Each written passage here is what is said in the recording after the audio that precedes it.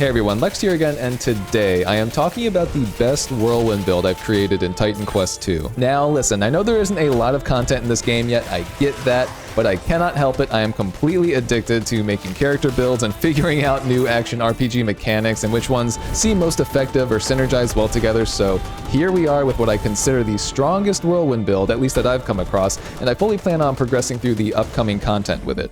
So you can see here I actually made 3 Whirlwind-focused characters, maybe a bit obsessive, but I always dug Whirlwind Barbarians in the Diablo series, and I wanted to try one out in this game, and each one of these is a combination of Warfare and X, obviously, as far as masteries go. So we have my first character, who is a Battle Mage in the middle here, Warfare and Earth masteries combined, my second character, which is the Reaver up here, which is Warfare and Rogue masteries combined, and then my third was Warfare and Storm down here, called the Tempest. So which combination is best? Initially, I thought that the Earth and Warfare combo was going to pull out on top with all the fire damage and the stacking of the burning ailment, but after a bunch of testing and feeling out the leveling experience between the 3, I gotta say, to my surprise, it was the Tempest. But anyways, that's enough of an intro. Let's get into what makes the Storm and Warfare combo the best out of the 3.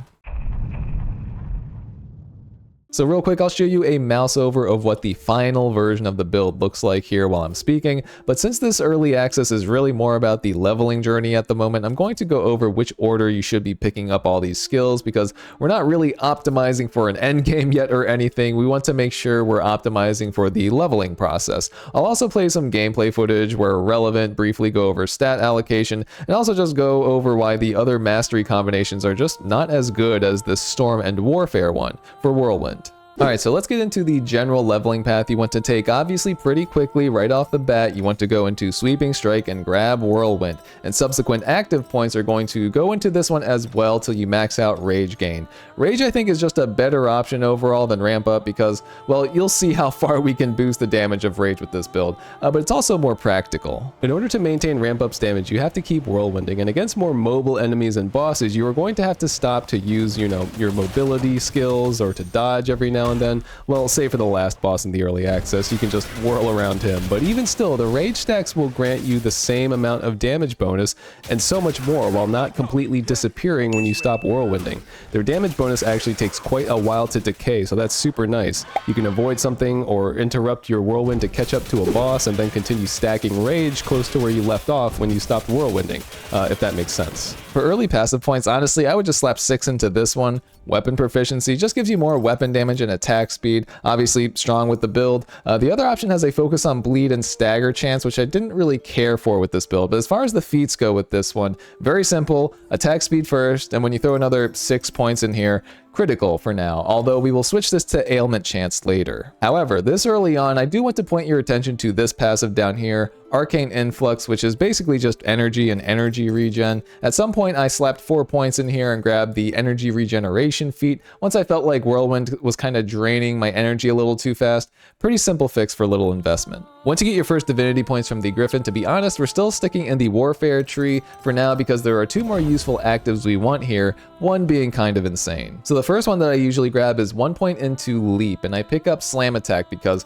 that modifier actually makes this move do significant damage, and overall having at least 1 mobility skill is useful. You could throw in 2 more points if you wanted the cooldown charge down here so that you can use it more often, but overall for this build I found that having 1 charge was enough. Useful ability, helps you stick on bosses like Pan or initiate on groups alongside with Doomhorn. So look, this is a Whirlwind build, but I gotta be honest, sometimes it feels like the majority of our damage indirectly comes from this move, and I'll tell you why. Its basic effect is useful. You just toot your horn and you lower enemy damage resistance. Really fast animation on that, by the way, so it's super easy to use. But I want to bring your attention to this modifier right here. Crushing Spirit adds a flat amount of spirit damage to your attacks. It says 27 here, and I can't remember if it scales up with your level or something, but regardless, this is an extra 27 damage on every hit when an enemy is affected by Doomhorn, and with how rapidly Whirlwind hits, the synergy here is actually like really strong. This is also why you want to use dual-wielded weapons once you pick this up if possible, because they hit with Whirlwind so much faster than a two-hander, so hopefully you have some good ones lying around by then, but you'll notice a huge difference in your damage output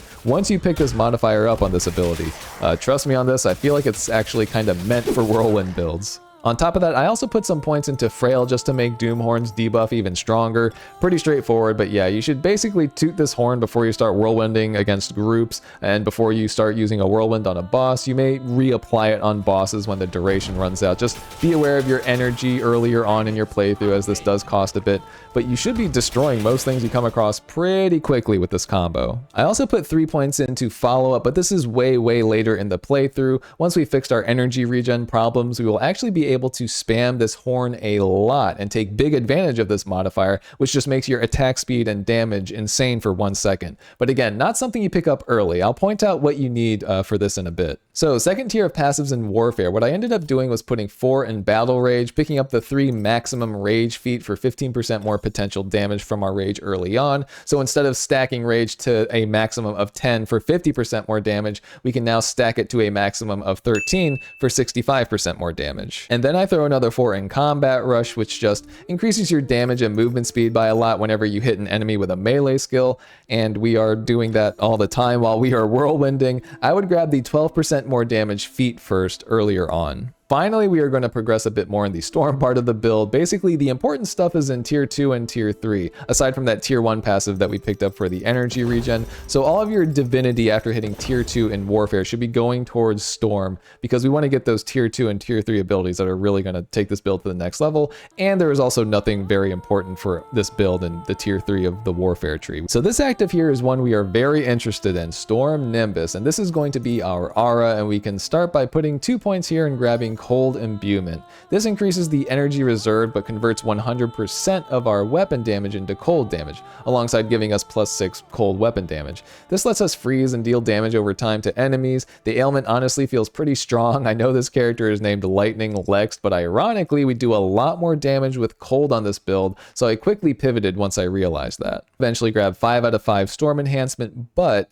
big disclaimer here, only after we're able to do 2 things. First, we need 4 more points into Arcane Influx. That'll allow us to grab the Reservation feat, which actually improves our energy regen based on the amount reserved. Super nice, especially for a Whirlwind build where we are constantly draining energy. We mostly fix our problems. However, this next one is a big one. Here we have Raging Storms, so guys, just putting points into this further increases your rage damage bonus alongside giving you more damage, but the feats here allow us to add another +3 rage onto our maximum, so now we can reach 16 rage stacks. And this also has the very useful Rage Overflow feat, which gives us a 20% chance to gain 80 energy when we gain rage at maximum stacks. This basically solves our energy issues against bosses. As long as you are able to aggressive enough to hit 16 stacks, whenever you are on them you will likely be regenning energy like crazy. So Raging Storm is the passive that lets us deal some actually good single target damage as a Whirlwind build, because we can go back and spec into follow up with the Doomhorn ability as I mentioned earlier,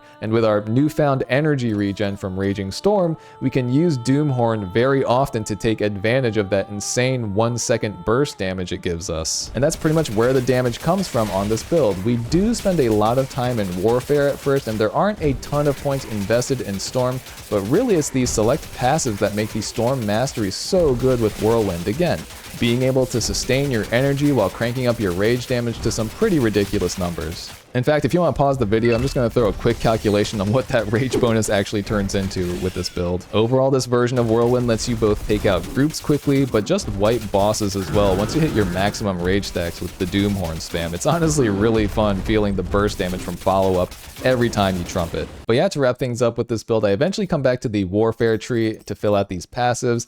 Combat Rush with the health regen feat for more damage and tankiness, and then obviously 4 more points into Battle Rage for even more damage from rage stacks and healing yourself a bit whenever rage overflows, though it's honestly not that much, but I found it more useful than the Rage on Kill feat. Oh, and real quick, I forgot to mention this, I didn't spend a whole lot on core active abilities. However, I think going 2 points in Barrier was useful, and I did 1 point actually very early on for the ailment removal on Barrier use. I think that's good to remove like poison or burning at a whim. Like, as much as I want to go all in on damage things, I can't deny that this has saved my skin many times, both the barrier and removing ailments. Then I put another point in for the increased barrier as you gain rage. Obviously really strong with this build. As long as you aren't at like your rage stack maximum, you'll gain more barrier as you gain rage. Pretty useful in a lot of situations, and honestly might save your skin early on too, just something to consider. Another consideration is the Stomp here. I think it's useful having an on-demand interrupt for casters in this game, particularly. Totally optional, but for me it felt like it was worth the 1 point.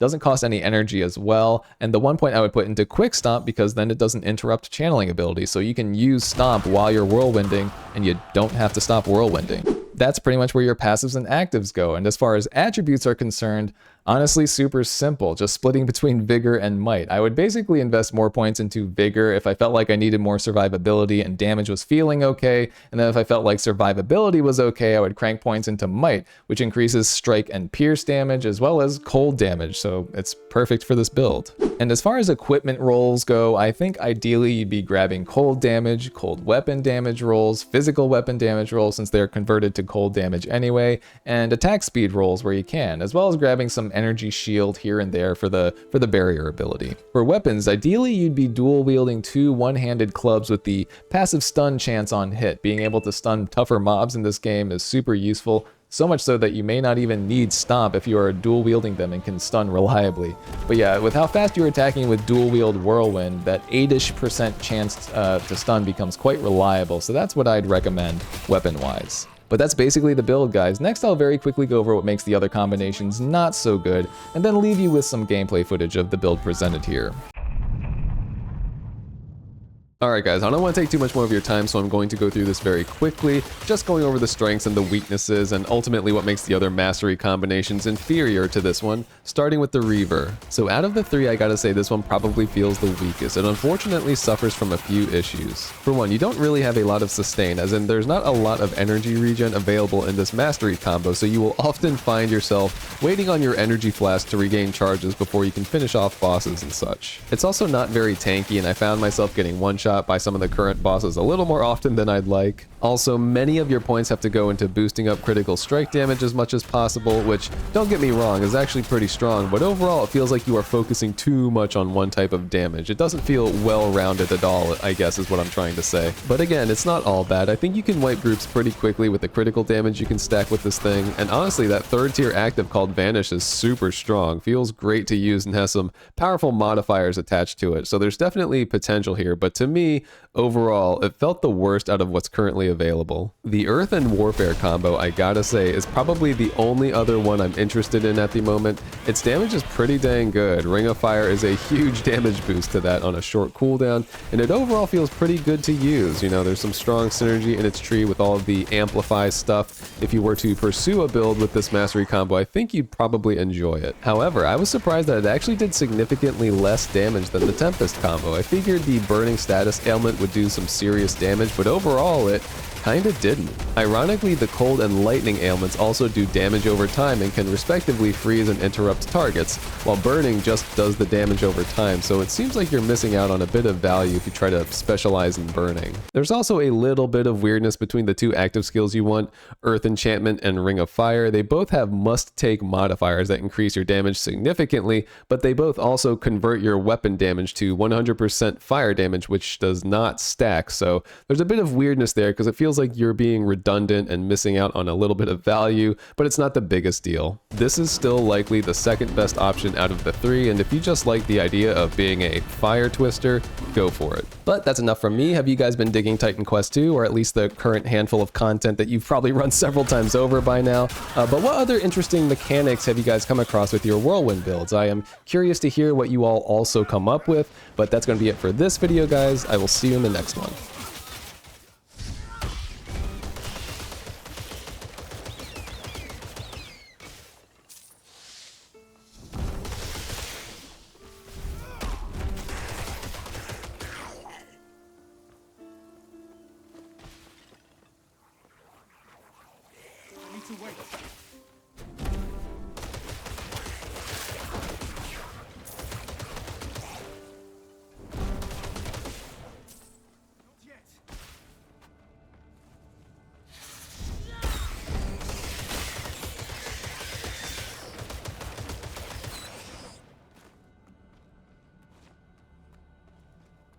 to wait.